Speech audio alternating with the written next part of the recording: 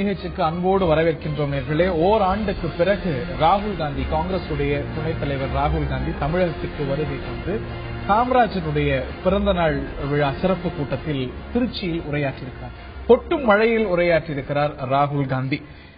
இயல்பா தேசிய கட்சிகளுடைய தலைவர்கள், அகில இந்திய தலைவர்கள் தமிழ்நாட்டில் பிரச்சாரம் செய்யும் பொழுதோ இல்லாட்டி பொதுக்கூட்டங்களில் பங்கு கொள்ளும் பொழுதோ தேசிய விவகாரங்கள், அகில இந்திய விவகாரங்களுக்கு கணிசமான முக்கியத்துவம் கொடுத்து பேசுவது வழக்கம். ஆனால் ராகுல் காந்தி தன்னுடைய உரையுடைய முழு பகுதியில் பெரும்பான்மையான பகுதியை தமிழக விவகாரங்கள் பற்றி தன்னுடைய பார்வைகளை பதிவு செய்வதற்கு பயன்படுத்தியிருக்கிறார். தமிழகத்துடைய பிரதான கட்சிகள் திமுக, அதிமுக இரண்டையும் குற்றம் சாட்டியிருக்கிறார். தமிழ்நாட்டுடைய மது கொள்கையை மிக கடுமையாக சாடியிருக்கிறார் ராகுல் காந்தி. இங்க இருக்கக்கூடிய வேலைவாய்ப்பு சார்ந்த பிரச்சனைகள், அதே போல தலித்துகளுக்கு, தாழ்த்தப்பட்ட மக்களுக்கு இருக்கக்கூடிய பிரச்சனைகள் குறித்து தன்னுடைய விமர்சனங்களை, கடுமையான குற்றச்சாட்டை வைத்திருக்கிறார்.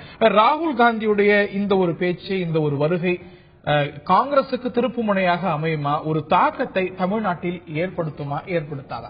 விவாதிப்போம் இன்றைய ஆயுதெழுத்து நிகழ்ச்சியில். இது சார்ந்த கூடுதல் பின்னணி விவரங்களை எமது தலைமை செய்தியாளர் ரமேஷ்குமார் முதலில் தர கேட்போம். தமிழகத்தில் மீனவர் பிரச்சனைக்கு தீர்வு காண்போம். விவசாயிகளுடைய நிலங்களை அவர்களது உரிமை இல்லாமல் யாரும் எடுக்க முடியாது. எதிர்காலத்தில் தமிழகத்தில் காங்கிரஸ் கட்சி தனித்து போட்டியிடும். இது கடந்த நாடாளுமன்ற தேர்தலின் போது ராமநாதபுரத்தில் நடைபெற்ற காங்கிரஸ் பொதுக்கூட்டத்தில் காங்கிரஸ் கட்சியினுடைய துணைத் தலைவர் ராகுல் காந்தி பேசிய பேச்சு. கிட்டத்தட்ட ஓராண்டுகள் கழித்து இப்போது திருச்சி பொதுக்கூட்டத்தில் பேசியிருக்கிறார். திருச்சி பொதுக்கூட்டம் என்றாலே தமிழக அரசியல் கட்சிகள் மத்தியில் ஒரு பெரிய நம்பிக்கை உண்டு, அது திருப்புமுனை ஏற்படுத்தும் என்று. அதே போலதான் ராகுல் காந்தியின் பொதுக்கூட்டமும் மிகப்பெரிய திருப்புமுனை ஏற்படுத்தும் என்று காங்கிரஸ் கட்சி தலைவர்கள் சொல்லி வந்தார்கள். இதற்கிடையே அவருடைய பேச்சில் முக்கிய உரையாக மது கொள்கை பற்றி குறிப்பிடப்பட்டிருந்தது. தமிழகம் மதுவினால் அழிந்து கொண்டிருக்கிறது என்று குற்றம் சாட்டியிருக்கிறார். அது மட்டுமல்ல, தமிழக மக்களின் கருத்தை கேட்டு புதிய மது கொள்கையை கொண்டு வர வேண்டும் என்றும் சொல்லியிருக்கிறார். அவருடைய உரையின் முக்கிய சாராம்சமே மது கொள்கை பற்றி தான் இருந்தது. இது தமிழகத்தில் ஏற்கனவே மதுவிலக்கு கொள்கையை அமல்படுத்த வேண்டும் என்று பல அரசியல் கட்சிகள் கோரிக்கை விடுத்துள்ள நிலையில் அதற்கு ஆதரவாக பேசும் வகையிலேயே இவரது பேச்சும் அமைந்திருந்தது. இவருடைய இந்த பேச்சு பொதுவாக தமிழக அரசியலில் பெரிய மாற்றத்தை ஏற்படுத்துகிறதோ இல்லையோ, காங்கிரஸ் தொண்டர்கள் மத்தியில் ஒரு பெரிய உற்சாகத்தை ஏற்படுத்தி இருக்கிறது. திருப்புமுனை ஏற்படுத்துமா, காங்கிரஸை மாற்றுமா ராகுல் காந்தியுடைய வருகை, இந்த நிகழ்வு அப்படிங்கிற கேள்விகள் எழுந்திருக்கின்றன. விவாதிப்போம் இன்றைய ஆயுதெழுத்து நிகழ்ச்சியில். இந்த நிகழ்ச்சியில் நம்முடைய அரங்கத்தில் பங்கேற்கிறார்கள் பாரதிய ஜனதாவுடைய மாநில செயலாளர் திரு KT ராகவன் அவர்கள், அதே போல இந்திய குடியரசுக் கட்சியுடைய மாநில தலைவர் முனைவர் சேகு தமிழரசன் அவர்கள், அதே போல திருச்சியிலிருந்து இணைகிறார் காங்கிரஸ் கட்சியை சேர்ந்த செய்தி தொடர்பாளர் சட்டமன்ற உறுப்பினர் விஜயதரணி அவர்கள், மற்றும் நம்மோடு இணைகிறார் அரசியல் விமர்சகர் டாக்டர் சுமன் ஸ்ரீராமன். நால்வரையும் இந்த நிகழ்ச்சிக்கு அன்போடு வரவேற்கின்றோம். என்னுடைய முதல் கேள்வி டாக்டர் சுமன் ஸ்ரீராமன் அவர்களுக்கு தான். பொதுவாக ஏற்கனவே குறிப்பிட்டது போல் அகில இந்திய தலைவர்கள் தமிழ்நாட்டில் ஒரு பொதுக்கூட்டத்தில் கலந்துகிட்டாலும், பிரச்சாரத்தில் கலந்துகிட்டாலும், தமிழ்நாடு விஷயங்களை பேசினாலும் கூட கணிசமாக தேசிய விவகாரங்கள்ல முக்கியத்துவம் கொடுத்து பேசுவது அப்படிங்கிறது வாடிக்கையா நம்ம பார்த்து வந்த விஷயம்.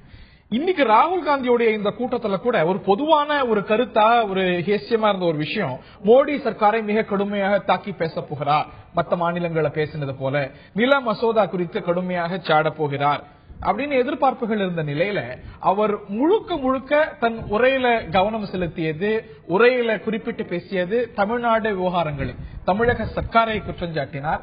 தமிழ்நாட்டில் பிரதான கட்சிகள் இரண்டையும், மாநில கட்சிகள் அனைத்தையும் குற்றஞ்சாட்டி பேசியிருக்கிறார். இந்த ஒரு அணுகுமுறை மாநில பிரச்சனைகளுக்கு, தமிழக பிரச்சனைகளுக்கு முழுக்க முழுக்க தன்னுடைய உரையில முக்கியத்துவம் கொடுத்து பேசக்கூடிய இந்த ஒரு அணுகுமுறை, இந்த ஒரு ஸ்ட்ராட்டஜியா உங்களுக்கு பலனளிக்குமா? ஒட்டுமொத்தமாக ராகுல் காந்தியுடைய உரை, இந்த கூட்டம் பற்றி உங்களுடைய மதிப்பீடு, ரேட்டிங் என்ன டாக்டர் சுமன்? இல்ல, இது என்ன பொறுத்த வரைக்கும் he has pressed all the right buttons. இன்றைய இந்த ஸ்பீச் மட்டும் இல்ல, அவருடைய அப்ரோச் தொடர்ந்து அந்த ஹாலிடேக்கு போயிட்டு திரும்பி வந்ததிலிருந்து அவர் செய்யற அனைத்து நடவடிக்கைகளும் ஓரளவுக்கு ஒரு மெச்சூரிட்டி காட்டுறது. பழைய ராகுலுக்கும் புது ராகுலுக்கும் பெரிய அளவுல ஒரு வித்தியாசத்தை மக்களிடையே கொண்டு சேர்க்கிற அளவுக்கு தான் அவர் செஞ்சிட்டு இருக்காரு. இந்த ரேலி இது ஒரு பெரிய திருப்பு முனைன்னு சொல்றதுக்கு இட்ஸ் டூ ஏர்லி. அது பொறுத்திருந்து தான் பார்க்கணும். ஆனால் நிச்சயமாக பொதுமக்கள் அப்படிங்கறத ஒரு புறம் இருக்கட்டும், காங்கிரஸ் தொண்டர்களுக்கு இது மிகப்பெரிய நம்பிக்கை அளித்திருக்கிற ஒரு ரேலி அப்படிங்கறதா என்னுடைய கருத்து. ஏன்னா ஹரி, உங்களுக்கு ஞாபகம் இருக்கு, காங்கிரஸினுடைய ஓட் ஒரு காலத்துல தமிழ்நாட்டில் 20% வாக்குகள் வாங்கிக்கிட்டு இருந்த காங்கிரஸ் அப்படியே குறைஞ்சு சென்ற தேர்தல்ல 5% கம்மி. அதுக்கப்புறம் திரு வாசனுடைய தமாக தனியா சென்று, ஆமா, அதுக்கப்புறம் தமாக தனியா போயாச்சு. சோ எல்லோருக்கும் காங்கிரஸ் தொண்டர்கள் காங்கிரசுக்கு எதிர்காலம் இருக்கிறதா தமிழ்நாட்டிலேங்கிற எண்ணம் இந்த ரேலி அத்தோட ஒரு முற்றுப்புள்ளி வைத்திருக்கும். காங்கிரஸ் தொண்டர்களுக்கு மிகப்பெரிய உற்சாகம் வந்திருக்கும் என்பது மாற்று கருத்து இல்லை. அண்ட் என்னுடைய எதிர்பார்ப்பு, வரும் சில மாதங்களில் தமிழ் மாநில காங்கிரஸில் இருந்து there will be an exodus back to the Congress. மீண்டும் காங்கிரஸ் கட்சியில் இணைவதற்காக நிறைய தலைவர்கள் வரப்போகிறார்கள், எந்த விதமான சந்தேகமும் இல்லை. he has lit the torch of hope. அந்த நம்பிக்கை அப்படிங்கறத ஒரு கொண்டு போய் சேர்ந்திருக்காரு. இனிமே தொடர்ந்துதான் நம்ம சொல்லணும், இது பெரிய மாற்றம் தமிழ்நாட்டில் இதனால வருமா அப்படிங்கறது பொறுத்திருந்தான் பார்க்க வேண்டும். ஆனால் ஒன்றுமே இல்லை, இந்த கட்சிக்கு எதிர்காலமே இல்லை அப்படிங்கிறது அகில இந்திய அளவில் முதல்ல, அப்புறம் தமிழ்நாட்டில் நிச்சயமா எதிர்காலம் இல்லை என்று கூறிக்கொண்டிருந்தவர்கள் இப்பொழுது சிந்திக்க வேண்டும். நிச்சயமாக காங்கிரசுக்கு ஒரு ஒரு புத்துணர்வு கொடுத்திருக்கிறார் ராகுல் காந்தி, மாற்று கருத்து இல்லை. தமிழ்நாட்டில் திருப்பு முனையா இருக்குமா என்றால் it will be too much of an observation. ஆனால் காங்கிரசுக்கு உத்வேகம் கொடுத்த ஒரு நிகழ்வாக இந்த ஒரு நிகழ்வு இருந்திருக்கிறது அப்படிங்கிறது உங்களுடைய பார்வை. நான் இதே விஷயத்தை தான் திரு ராகவன் அவர்கள்ட்ட முதற்கட்ட பார்வையை நான் கேட்க விரும்புறேன். இதே இடத்துல இதே வென்யூல தான் நரேந்திர மோடியும் ஓராண்டுக்கு முன்பு, சரியா 1.5 ஆண்டுகளுக்கு முன்பு பேசியிருக்கிறார். அமித்ஷாவும் தமிழ்நாட்டுக்கு சமீபத்தில் வருகை தந்தார், சில மாதங்களுக்கு முன்பு சென்ற ஆண்டுல வருகை தந்தார். இதெல்லாம் பார்க்கும்போது நான் ஏற்கனவே செஞ்ச அப்சர்வேஷன் தான், தேசிய தலைவர்கள் வரும்போது, அகில இந்திய கட்சிகளுடைய தலைவர்கள் வரும்போது முழுக்க இல்ல பிரதானமா இல்ல ஒரு கணிசமா தேசிய பிரச்சனைகளுக்கு முன்னுரிமை கொடுத்து பேசி தமிழ்நாட்டு பிரச்சனைகளையும் பேசுவாங்க. ராகுல் காந்தி முழுக்க தமிழ்நாடு இஷ்யூஸ், மதுவிலக்கு, இங்க இருக்கக்கூடிய வேலை வாய்ப்பு பிரச்சனைகள், இங்க இருக்கக்கூடிய தலித்துகளுக்கு இருக்கக்கூடிய பிரச்சனைகள் அப்படின்னு திரு டாக்டர் சுமன் சொன்னது போல he has pressed the right buttons என்றால் மறுப்பீர்கள். Are you not impressed? ஒரு விதத்துல நான் ஒரு விஷயத்தை சொல்லணும்.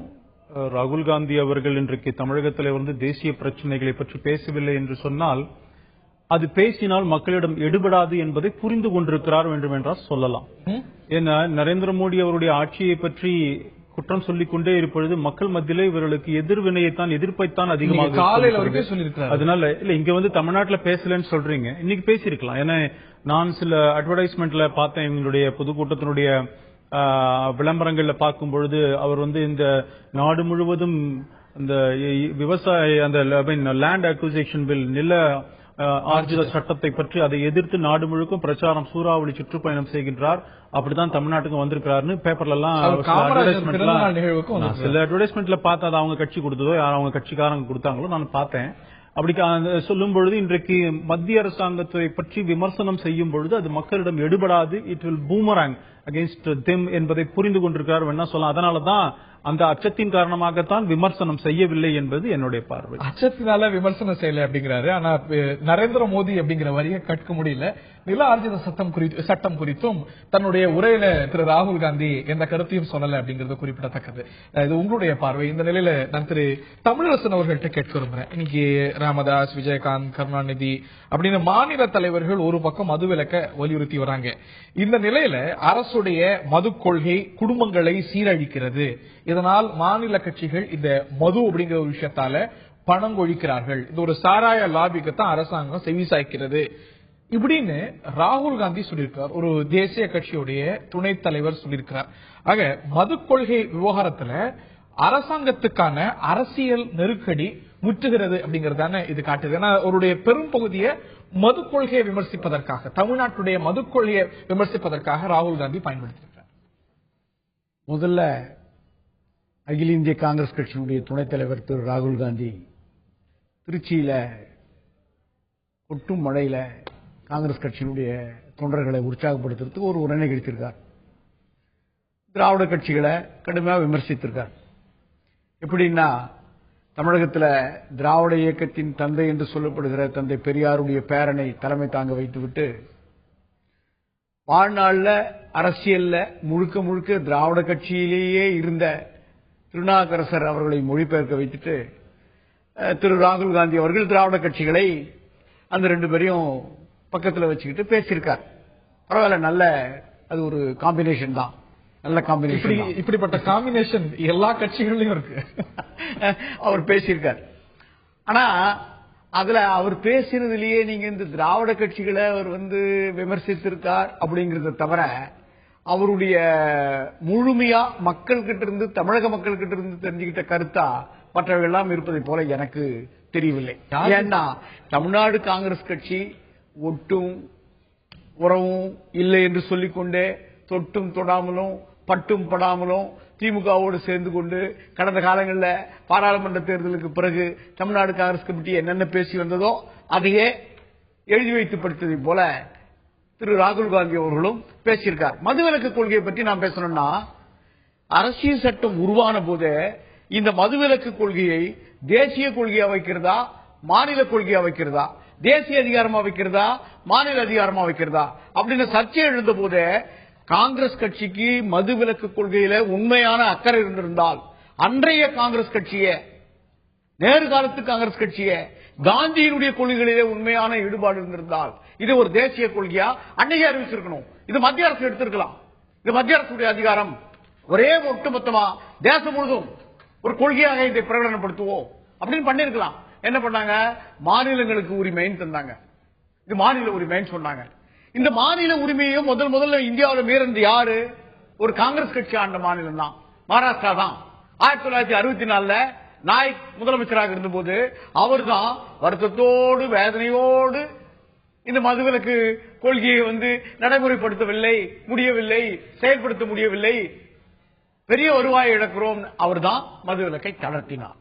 அதற்கு பிறகு எல்லா மாநில தமிழரசன் அவர் பரிபூர்ண மதுவிலக்கு அப்படின்னு ராமதாஸ் சொல்வது போல, கருணாநிதி சொல்வது போல சொல்லல, மது கொள்கையில மாற்றம்னு சொல்றாரு. அவரும் வலியுறுத்துவது மதுவால் தமிழ்நாட்டில் ஏற்படக்கூடிய இந்த மதுவிலக்கு கொள்கையை பற்றி திருச்சியில பேசிய திரு ராகுல் காந்தி பெங்களூர்ல போய் பேசிருக்கணும், திருவனந்தபுரத்துல போய் பேசிருக்கணும், நேரா நீங்க போய் நார்த் ஈஸ்டர்ன் ஸ்டேட்ஸ்ல போய் பேசிருக்கணும். திருவனந்தபுரத்துல பேசுறதுக்கான அவசியம் இல்ல. அந்த அரசாங்கம் முடிவு எடுத்துருச்சு. இல்ல, அவர்கள் என்ன படிப்படியாக நாங்கள் குறைக்க முயற்சிக்கிறோம் என்பதுதானே தவிர பூரண மதுவிலக்கு இல்ல. ஒரு இடைவெளி எடுக்க வேண்டியிருக்கிறது. திரு சுமந்த், திரு ராகவன் 2 பேரும் கருத்து சொல்ல விரும்புறீங்க. விஜயதரன் அவர்கிட்ட விரிவா கேட்கணும். ஆனா இடைவெளிக்கு முன்பாக இருவருடைய சுருக்கமான கருத்து கேட்க விரும்புறேன். டாக்டர் சுமந்த், எஸ், ரொம்ப சுருக்கமா. முதல்ல மதுவிலக்கு பொறுத்த வரைக்கும் ரொம்ப ஒரு மெஷர்ட் சரியான ஒரு ஸ்டேட்மெண்ட் தான். அதாவது மது சம்பந்தப்பட்ட பாலிசிஸ் எப்படி மாற்று அமைக்கப்பட வேண்டுமோ அதற்காக முயற்சி எடுக்கிறோம் தான் போட்டிருக்காரு. அதனால அது ஒரு சரியான ஒரு ஸ்டேட்மெண்ட். மற்ற கட்சிகளை போல மதுவிலக்கு உடனடியாக பூரண மதுவிலக்கு கொண்டு வரப்படும், இல்லை மதுவிலக்கை கொண்டு வருவதற்கான முயற்சிகள் எடுக்கப்படும் அப்படின்னு கூட சொல்லல. லிக்கர் பாலிசி ஸ்டேட்ல என்ன நிச்சயமா மாற்றங்கள் தேவை, அது எல்லாருக்கும்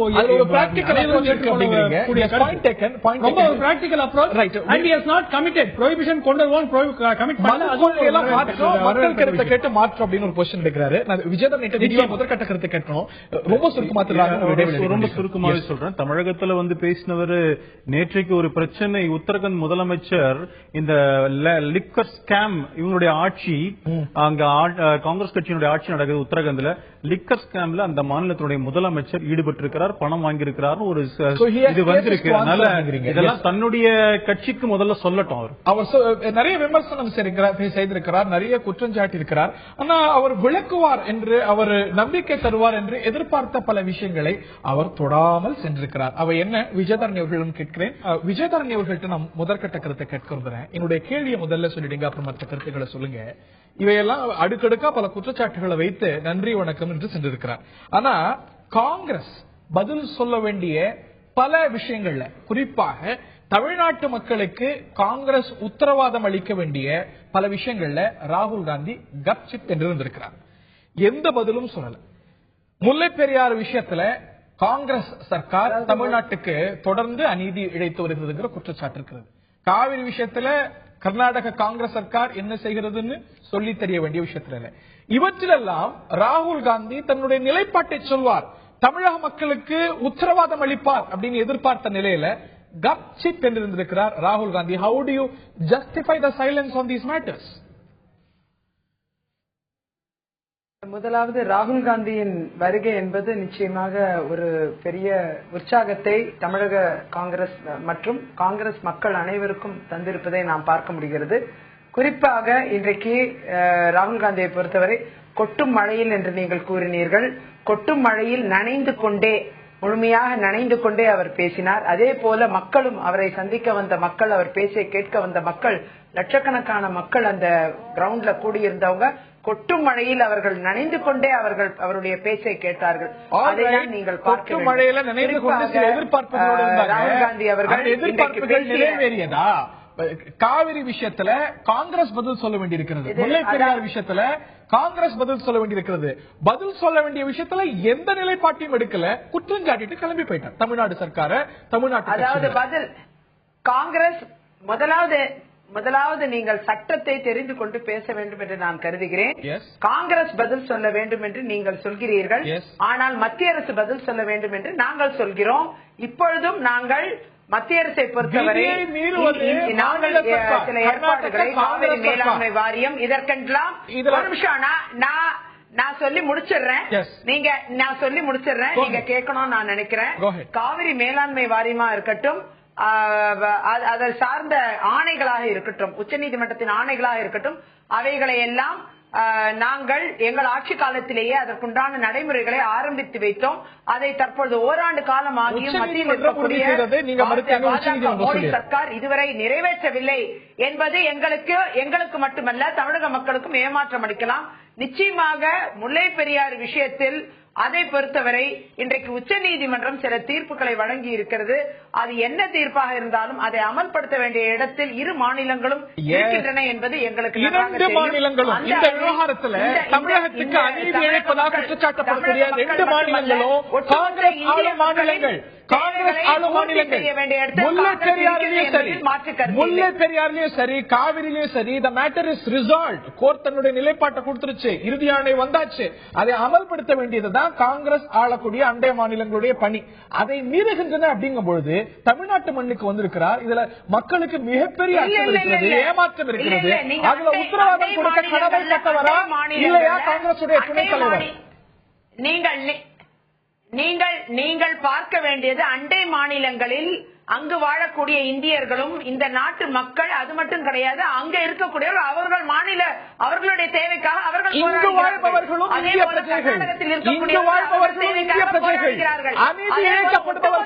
பிரஜைகள், அனைத்து கட்சிகளும் சேர்ந்து அங்கு போராடி கொண்டிருக்கின்றன. இங்கேயும் நாம் நம் கோரிக்கைகளை முன்வைத்திருக்கிறோம். அப்பொழுதே மத்தியில் இருக்கக்கூடிய ஆளுகிற அரசாங்கம் அந்த வாரியத்தை அமைத்து அதற்குண்டான தீர்ப்புகளை அமல்படுத்தும் இடத்தில் இன்றைக்கு மத்தியில் இருக்கும் பாஜக அரசாங்கம் இருந்து கொண்டிருக்கிறது. நாங்கள் அந்த பணிகளை தொடங்கி, ஆனால் ஓராண்டு காலம் ஆகியும் இதுவரை அதை நடைமுறைப்படுத்தாத பாரதிய ஜனதா அரசாங்கத்தை பற்றி நீங்கள் கவலைப்படவே இல்லை. அதை சொல்லவில்லை.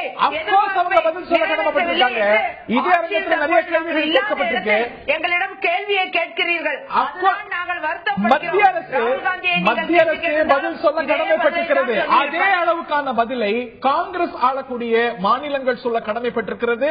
ஆக தேசிய காங்கிரஸ் தலைமையில் சொல்ல கடமைப்பட்டிருக்கிறது. அவர்கள் போராடி கொண்டிருக்கிறார்கள். கேரளாவில் இருக்கும் கேரள மக்கள், ஒட்டுமொத்த கேரள மக்கள் இதுல மத்திய காங்கிரஸ் நிலைப்பாடு என்ன? காங்கிரஸ் தலைமுடைய நிலைப்பாடு என்ன? போராடி கொண்டிருக்கிறார்கள். தலைமுடைய நிலைப்பாடு என்ன? நம் கோரிக்கைகளை முன்வைத்துக் கொண்டிருக்கிறோம். காங்கிரஸ் தலைவருடைய நிலைப்பாடு என்ன? அதை சொல்ல கடமைப்பட்டவராக காங்கிரஸ் துணைத் தலைவர். அந்த உத்தரவுகளை நிறைவேற்றும் இடத்தில் அவர்கள் நிலைப்பாடு எடுக்க முடியாது.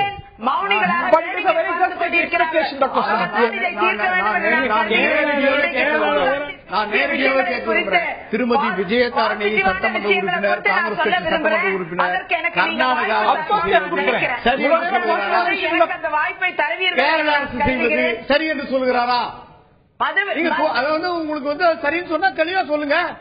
கேரள அரசு செய்வது சரி, கர்நாடக அரசு செய்வது சரி, சொல்லுங்க, தெளிவா சொல்லுங்க. கேரளாவில் சொல்ல முடியுமா? ஒட்டுமொத்தமாக அனைத்து கட்சிகளும் ஒருங்கிணைந்து போராடுகிறார்கள். கர்நாடகத்தில் அவர்கள் எப்படி போராடுகிறார்கள் என்பது முக்கியமல்ல, எதற்காக போராடுகிறார்கள். அரசாங்கம் தமிழ்நாட்டில் இருந்துகிட்டு அது சட்டத்தின் ஆட்சியா, மத்திய கூட்டாட்சி தத்துவத்தை ஆளுங்கட்சியா இருக்க அதிமுக அனைத்து கட்சி கூட்டம் போட தயாரா இல்ல. அதே போல பாத்தீங்கன்னா மத்தியில் இருக்கும் ஒரு கேள்வி எடுத்துக்கோங்க, எந்த தீர்வையும் தராத இதுல அரசாங்கங்கள் தான் மத்தியிலும் மாநிலத்திலும் இருந்து கொண்டிருக்கிறது. இதுல சகோதரி ராகுல் காந்தி அதை பத்தி சகோதரி விஜயதரணி இதுல அதிமுக பதில் சொல்லணும், பாஜக பதில் சொல்லணும், மற்ற நிறைய பேர் பதில் சொல்லணும். அந்த கேள்விகள் நியாயமானது. ஆனா உங்களை நோக்கி கேள்வி எழும் பொழுது அகில இந்திய காங்கிரஸ் கமிட்டியுடைய பார்வை என்னங்கிற கேள்வி வரும்போது அவனை கேள்வி உங்களை கேள்வி இவரை கேள்வி அப்படின்னு இந்த விஷயத்துல அகில இந்திய காங்கிரஸ் நிலைப்பாடு என்ன? தமிழ்நாட்டுக்கு வருகிறார், காவிரி வாயக்கூடிய மண்ணுக்கு வருகிறார், காவிரி வாயக்கூடிய மண்ணுக்கு வருகிறார், வேண்டியது சட்ட ரீதியாக நிறைவேற்ற வேண்டும். மாநில வாரியாக பிரிச்சு பார்க்காம சட்டம் என்ன சொல்கிறது அதை நிறைவேற்றினாலே போறோம். அப்படியே அந்த தேவைகள் பூர்த்தி ஆகும். குறைந்தபட்சம் இன்னைக்கு நிறைவேற்ற வேண்டியது கர்நாடக அரசு, அதிமுகவும் மட்டும் கிடையாது, செயலாற்ற வேண்டும். மௌனிகளாக வேடிக்கை பார்த்துக் கொண்டிருக்கிறார்கள். உண்மை சட்டத்தின்படி நடக்கணும். எந்த மாநிலமா இருந்தாலும் சட்டத்தை கடைபிடிக்கணுங்கிற எதிர்பார்ப்ப காவிரி வாயக்கூடிய மண்ணில திருச்சியில சொல்ல ஏன் தவறினார் ராகுல் காந்தி? குறைந்தபட்சம் அந்த நிலைப்பாட்டை தமிழ்நாட்டுடைய மிக முக்கிய பிரச்சனையில தன்னுடைய நிலைப்பாட்டை அகில இந்திய காங்கிரஸ் நிலைப்பாட்டை அவர் சொல்லல. இல்ல அவரை பொறுத்தவரை இன்றைக்கு பெருந்தலைவர் காமராஜருடைய பிறந்த நாளை விழாவை நாங்கள் கொண்டாட்டமாக எடுத்திருந்தோம். அதில் அவர் பேசியதும் குறிப்பாக கல்வியை குறித்தும் கல்வி வளர்ச்சி குறித்தும் பெருந்தலைவரை குறித்த கருத்துக்களும், அது மட்டுமல்ல இன்னைக்கு மதுவிலக்கு கொள்கை என்பது மாற்றப்பட வேண்டும் என்ற ஒரு ஆழமான ஒரு கருத்தையும், அதே போல இன்றைக்கு பாதிக்கப்பட்ட மக்கள் வேலை வாய்ப்பின்றி இளைஞர்கள் பெரிய அளவில் இன்றைக்கு பாதிப்படைந்திருக்கிறார்கள், இவர்களை காப்பாற்ற வேண்டும். இந்த சூழ்நிலை தமிழகம் மிகவும் பின்னோக்கி இருக்கிறது, வளர்ச்சியில் மிகவும் குன்றிய மாநிலமாக மாறிவிட்டது. இந்தியாவிலேயே 3.64% கீழ்மட்ட சதவீதத்தை அடைந்து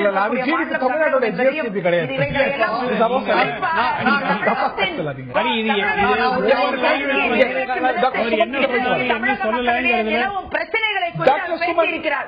அதை நாங்கள் முழுமையாக வரவேற்கிறோம். தமிழக மக்களுக்கு தேவைகளை முதல் பூர்த்தி செய்ய தவறிவிட்டார் இந்த கட்சிகள். ஆளும் கட்சி இங்க அதிமுக, மத்தியில் இருக்க பாரதிய ஜனதா பார்வை எழுந்தவர்களா இருக்கிறார்கள் என்பதில் இல்லை. இதற்கு பதில் கட்சிகள் என்ன தீர்வு கண்டிருக்கிறது என்று இந்த ஓராண்டு காலம் என்ன செய்திருக்கிறார் என்பதை அவர்கள் பதில் சொல்லட்டும்.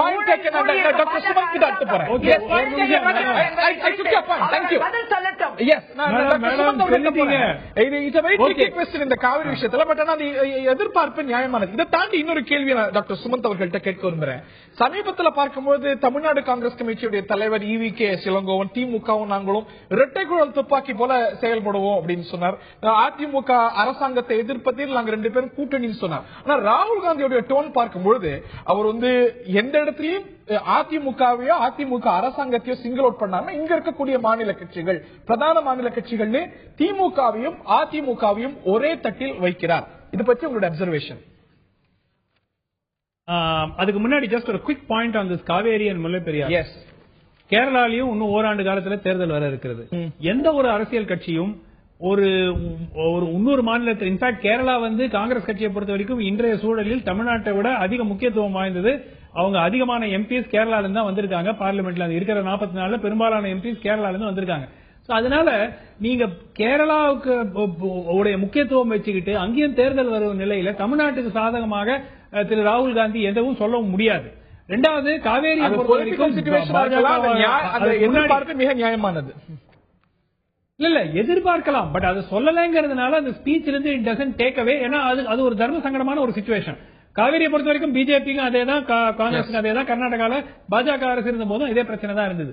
பட் இந்த திமுகவுடைய கூட்டணி அப்படிங்கறத பத்தி பேசும்போது மிகவும் ஒரு இன்ட்ரெஸ்டிங் பாயிண்ட் என்னன்னா, சென்ற லோக்சபா தேர்தலுக்கும் போது காங்கிரஸ் கூட்டணிக்கு ஆசைப்பட்டது, திமுக கூட்டணி வேண்டாம் என்ற நிலை மாறி இன்று காங்கிரசுடன் கூட்டணிக்கு திமுகவும் ஆர்வமாக இருக்கிறது என்பதே காங்கிரசுக்கு ஓரளவுக்கு கிடைச்ச ஒரு பிளஸ் பாயிண்ட் தான். ரெண்டாவது, உடனடியாக கூட்டணி இருக்குமா அப்படின்னா நிச்சயமா தேர்தலுக்கு சில வாரங்களுக்கு முன்பு வரை அந்த கூட்டணி ஃபர்மாக இருக்காது. ஏன்னா அதுக்கு பல காரணங்கள் இருக்கு. ஒன்னு ராகுல் காந்தி உடைய ரேப்போ, திமுகவுடைய சீனியர் லீடர்ஷிப்போட ராகுல் காந்தியுடைய ரேப்போ சோனியா காந்தி அவர்களுடைய ரேப்போ இருக்கிற மாதிரி அவ்வளவு ஒரு நல்ல ஒரு சுமூகமான ஒரு நிலையில் இல்லை அப்படிங்கிறது எல்லாருக்கும் தெரிஞ்ச விஷயம். சோ அதை மாற்றி அமைத்து அதுக்கு முன்னாடி 2Gல வேர்டிக்கிறதா வந்துச்சுனாக்கா அதுவும் மனசில் எடுக்க வேண்டிய ஒரு சூழல் இருக்கிறது. இதையெல்லாம் கணக்கில் வைத்துக் கொண்டுதான் திராவிட கட்சிகளை எதிர்க்கிறது பாஜகவும் எதிர்க்கிறாங்க, காங்கிரஸும் எதிர்க்கிறாங்க. தேசிய கட்சிகள் தமிழ்நாட்டில் திராவிட கட்சிகளை எதிர்க்கிறார்கள். அது அவர்களுடைய நிலை. அது தொடர்ந்து அதே லைன்ல ஃபாலோ பண்ணுவார். பட் நீங்க ஒன் மோர் பாயிண்ட், எதை சொன்னாரு எதை சொல்லலங்கிறத நம்ம ரொம்ப டீப்பா டிசைட் பண்ண முடியாது. இது ஆல்மோஸ்ட் ஒரு உயிரே இல்லாத ஒரு கட்சிக்கு உயிரை கொஞ்சம் கொண்டு உள்ள சேர்க்கறதுக்கான ஒரு மீட்டிங். அந்த மிஷன் அக்கம்ப்ளிஷ் ஆயிருக்கு, வெற்றிகரமா அதை செஞ்சிருக்காரு அப்படிங்கறத நம்ம சொல்லணுமே தவிர நிறைய விஷயம் அவர் சொல்லிருக்கலாம். மீண்டும் வருவார் அப்படிங்கிற நம்பிக்கை தான் காங்கிரஸ் இருக்குமே தவிர இந்த ஒரு மீட்டிங்ல எல்லா பிரச்சனையும் தீரும் அப்படிங்கிறது கிடையாது. இது ஒரு பிகினிங், ஒரு நல்ல பிகினிங் காங்கிரஸ் கட்சியை பொறுத்த வரைக்கும். அவர் கையாண்ட யுக்திகள் நம்மை கவனிக்க வைக்கிறது. திமுகவையும் அதிமுகவையும் ஒரே தட்டில் வைத்து பேசுகிறார். இதை தாண்டி அவர் நிறைய பல விஷயங்கள தமிழக அரசாங்கத்தையும் தமிழக பிரதான கட்சிகளையும் குற்றம் சாட்டுகிறார். அவை குறித்து பல கேள்விகள் எழுகின்றன. நான் திரு ராகுல் அவர்கள்ட்ட கேட்பதற்கு முன்பாக திரு தமிழரசன் அவர்கள்ட்ட தான் கேட்க விரும்புகிறேன். அவர் தமிழ்நாடு அரசாங்கத்தை குற்றம் சாட்டும் பொழுது அவர் மது விலக்க முக்கியமா குற்றம் சாட்டுறாரு. அது போக எம்ப்ளாய்மெண்ட் விஷயங்கள்ல இங்க வேலை இல்லாம நிறைய இளைஞர்கள் இருக்கிறாங்கிறது குற்றம் சாட்டுறாரு. அதை தாண்டி இவருடைய பெரும்பகுதி தமிழ்நாடு சர்க்காரை குற்றம் சாட்டும் பொழுது தலித்துகளுக்கு எதிராக நடக்கக்கூடிய வன்கொடுமைகளை பற்றி தான் பிரதானமாக குற்றம் சாட்டுறார். காமராஜர் பற்றி எல்லாம் குறிப்பிடும் பொழுது அவர் எந்த அளவுக்கு இதுல கவனம் செலுத்தினாலும் குறிப்பிடும் பொழுது இன்று தமிழ்நாட்டில் 70% தலித்துகள் மீதான, ஒடுக்கப்பட்ட மக்கள் மீதான வன்முறை வழக்குகள்ல நடவடிக்கை இல்லை. இது வேதனை அளிக்கிறது அப்படின்னு இந்த விவகாரத்துல தமிழ்நாட்டு அரசாங்கத்தை கடுமையாக குற்றம் சாட்டுறார். திரு ராகுல் காந்தியுடைய அக்கறை உண்மையாக இருக்குமானால் அது பாராட்டத்தக்கது. அரசியல் காரணமாக இருக்குமானால் நிச்சயம் அதை விமர்சிக்க வேண்டும். ஏன் இதை நான் சொல்றேன்னா, தாழ்த்தப்பட்ட மக்களுடைய, தலித் மக்களுடைய உரிமைகள், நலன்கள் என்பது மாநில அதிகாரமா மத்திய அதிகாரமானா மத்திய அதிகாரம். மாநிலம் ஒரு ஏஜென்சி, குற்றங்கள் ஒரு முகவர், குற்றங்கள் சட்டம் ஒழுங்கு என்பது வேறு. எஸ், இவையெல்லாம் நான் முடிச்சிட்டு உடனே உங்களுடைய கேள்விக்கு நான் பதில் சொல்றேன். அதிகாரம் மத்திய அதிகாரம், மத்திய அதிகாரம் இன்னைக்கு கூட மத்திய அதிகாரம் தான். அது நிதி ஒதுக்கீடு, அணுகுமுறை, பாலிசி, இவையெல்லாம் மத்திய பாலிசியா இருக்கலாம். வளர்ச்சி குறித்த இருங்க, அவர்கள் மீது நடக்கக்கூடிய குற்றங்கள், வன்கொடுமை தடுப்பு சட்டம் என்பதே அது ஒரு தேசிய சட்டம். கொலைகள், கொள்ளைகள் என்பது அவருடைய கோரிக்கை. நான் பேசிய உடனே நீங்க கேட்கறதுக்கு நான் பதில் சொல்றேன். இது சார்பு நீங்க உங்களுக்கு மட்டும் இல்ல, நீங்க விஜயதாரணிக்கு மட்டும் இல்ல, உங்க அகில இந்திய தலைவர் கேட்டா கூட நான் பதில் சொல்றேன். நான் சொல்ல வர்றது கேட்டுக்கிட்டு கேளுங்க.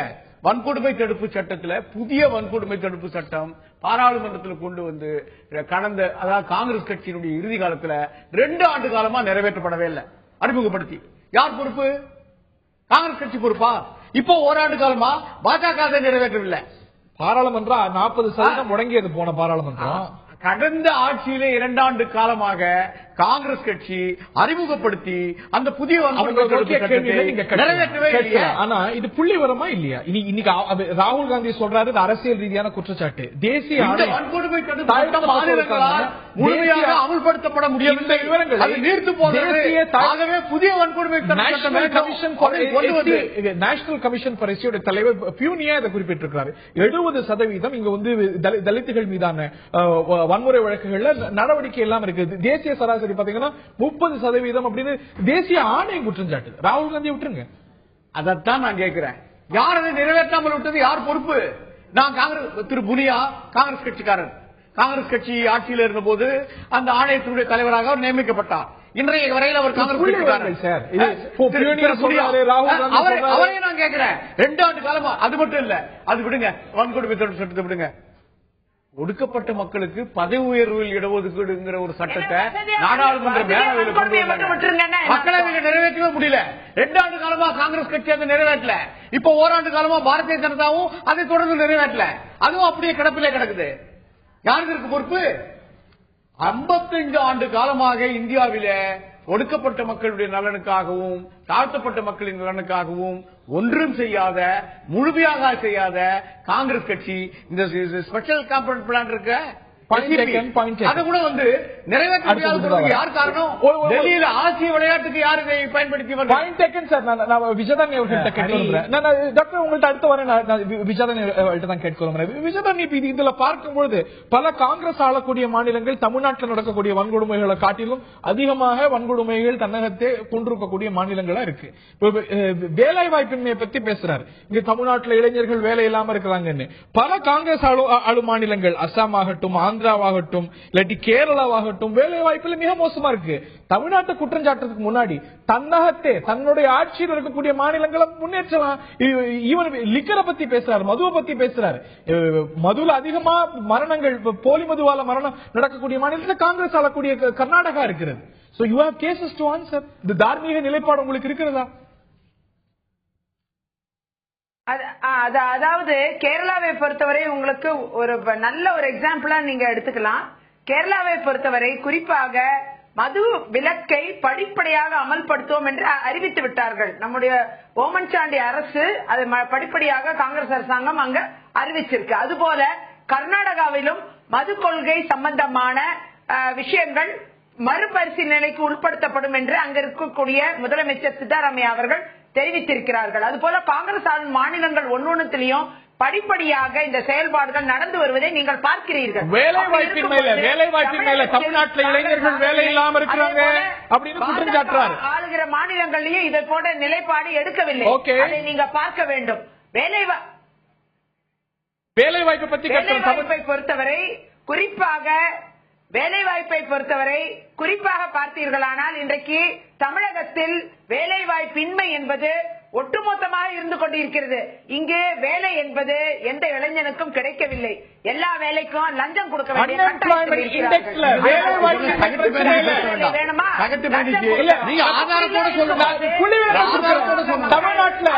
தமிழ்நாட்டில் வேலை வாய்ப்பின்மை மிகப்பெரிய பிரச்சனையாக இருக்கிறது. ராகுல் காந்தி சுட்டிக்காட்டார்.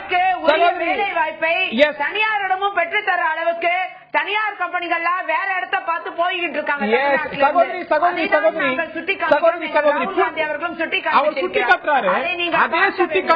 அதே சுட்டிக்காட்டலை காங்கிரஸ் ஆளக்கூடிய மாநிலங்களை நோக்கி அவர் செய்யணும். இந்த வேலை வாய்ப்பின் மேல இந்த பிரச்சனையில முதலிடத்தில் இருக்கிறது கேரளா. அந்த இண்டெக்ஸ் பாத்தீங்கன்னா 66, அசாம்ல 46, ஆந்திரால அன்எம்ப்ளாய்மெண்ட் பர் 1000 எடுத்துக்கிட்டா ஆந்திரால அதிகமா இருக்கிறது. காங்கிரஸ் ஆண்ட மாநிலமா இருந்த காங்கிரஸ் இதுல கேரளா 66 இருக்கிறது. இந்த மாதிரி நிறைய மாநிலங்கள் காங்கிரஸ் ஆளக்கூடிய மாநிலங்களிலேயே நிலை மோசமாக இருக்கிறது.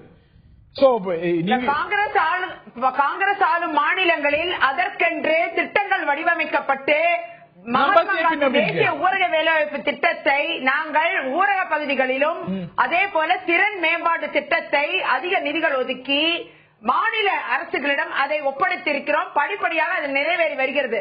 அதற்கென்று தமிழகத்திற்கும் அதிகமான நிதி வழங்கியது மத்தியில் காங்கிரஸ் ஆட்சி இருந்த பொழுது. இப்ப அதுக்கு நிதியை குறைச்சிருக்காங்க பாரதிய ஜனதா. பாத்தீங்கன்னா வேலை வாய்ப்பை இணைக்கக்கூடிய தொழில் கொள்கையை காங்கிரஸ் கொண்டு வந்தது மத்தியிலும் அனைத்து காங்கிரஸ் ஆளுகிற மாநிலங்களிலும். தமிழகத்தில் அந்த கொள்கையை அவர்கள் ஏற்றுக்கொள்ளவில்லை.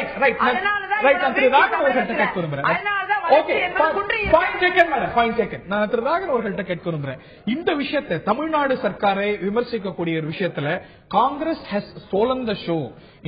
பொதுவான விமர்சனமே இன்னைக்கு தமிழ்நாடு விஷயங்களை, தமிழ்நாடு அரசாங்கத்தை விமர்சிக்கக்கூடிய விஷயத்துல காங்கிரஸ், தமிழக காங்கிரஸ் பாஜகவை விட முன்னே இருக்கிறது அப்படிங்கிற விமர்சனம் இருக்கு. அதோட தேசிய தலைவரும் இதுல பல விஷயங்களை முன்னெடுத்து விமர்சிச்சு செஞ்சிருக்காரு. உங்களுடைய தேசிய தலைவர்கள் தமிழ்நாடு சார்ந்த விஷயங்கள்ல சைலண்டா இருக்காங்க. உங்களுடைய மாநில தலைவர்களும் காங்கிரஸ் அளவுக்கு இருக்கிறாங்களா? காங்கிரஸ் இஸ் அஹெட் இல்லையா? மாநில தலைவர், எங்களுடைய மாநில தலைவர் ரொம்ப தீவிரமா இருக்கிறாங்க. நம்ம பார்க்க முடியும் செய்தியில. நீங்க தவறா சொல்றீங்க. சமீபத்தில் ஒரு பக்கம் இன்னொரு பக்கம் பாராட்டு. பியூஷ் கோயல் எங்க எல்லா விஷயத்தையும் எது பாராட்ட வேண்டுமோ பாராட்டலாம். அது எந்த காங்கிரஸ் இருந்தாலும் சொல்றோம், சகோதரி சொல்றாங்க கேரளாவிலே இந்த மாதிரினா பாராட்டுக்கள். நீங்க எந்த கவர்மெண்டா இருந்தா இப்ப பியூஷ் கோயல் இங்க வந்தார், எங்களுக்கு இப்ப இன்சார்ஜா போட்டிருக்காங்க. அவர் கூட சமீபத்தில் இந்த அரசாங்கத்தை பற்றி விமர்சனம் செய்திருக்கிறார்கள். நாங்கள் இப்போ மது கொள்கைகள், அந்த அரசாங்கத்தினுடைய மது கொள்கை எதிர்த்து ஆர்ப்பாட்டம் பண்ணிருக்கோம். இப்ப கூட நான் ஒரே விஷயம் சகோதரி விஜயதாரணி அவர்கிட்ட சொல்லணும்னு நினைக்கிறேன். நீங்க நரேந்திர மோடி அரசாங்கத்தினுடைய எங்களுடைய மேனிபெஸ்டோ, பிஜேபி மேனிபெஸ்டோ 5 வருடங்களுக்கான மேனிபெஸ்டோ, ஆனா ஒரு வருடத்துல எதுவுமே செய்யலைங்கிற மாதிரி பிரச்சாரம் பண்றீங்க. 55 ஆண்டு காலம் இந்த நாட்டில் ஆட்சியில் இருந்தீங்க, வேலைவாய்ப்பு இல்லை வேலைவாய்ப்பு இல்லைன்னு சொல்றாரு. இந்த ராகுல் காந்தி இங்க சொல்றாரு, அமேதியில போய் ஒரு பார்க்ல பாத்துவே நடைபாதையே போடலைங்கிறார்.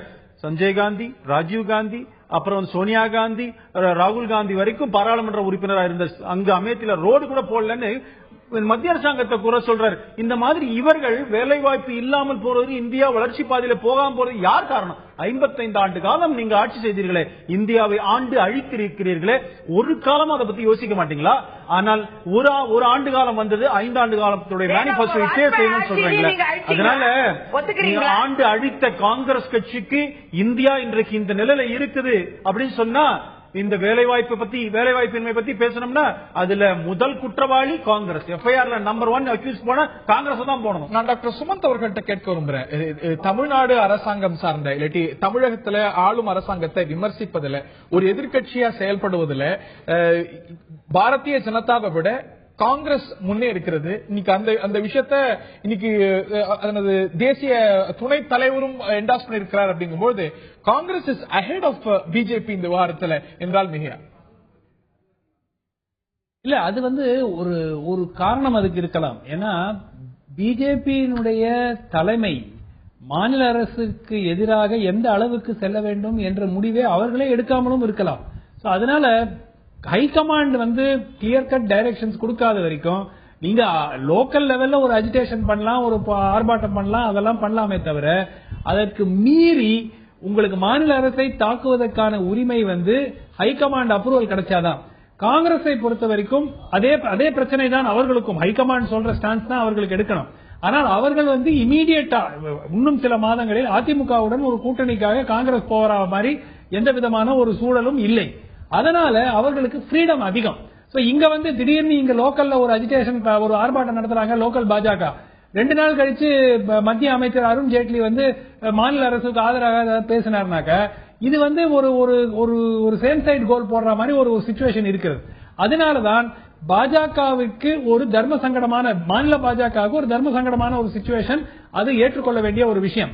நான் இன்னொரு முக்கியமான பாயிண்ட் நம்ம விட்டுட்டோம், அதுக்கு ஜஸ்ட் கவர் பண்ணிடுறேன். இந்த தலித் மக்களுக்கு எதிராக நிகழ்த்தப்படும் கொடுமைகளை பத்தி ராகுல் காந்தி பேசினாருன்னு சொன்னோம்.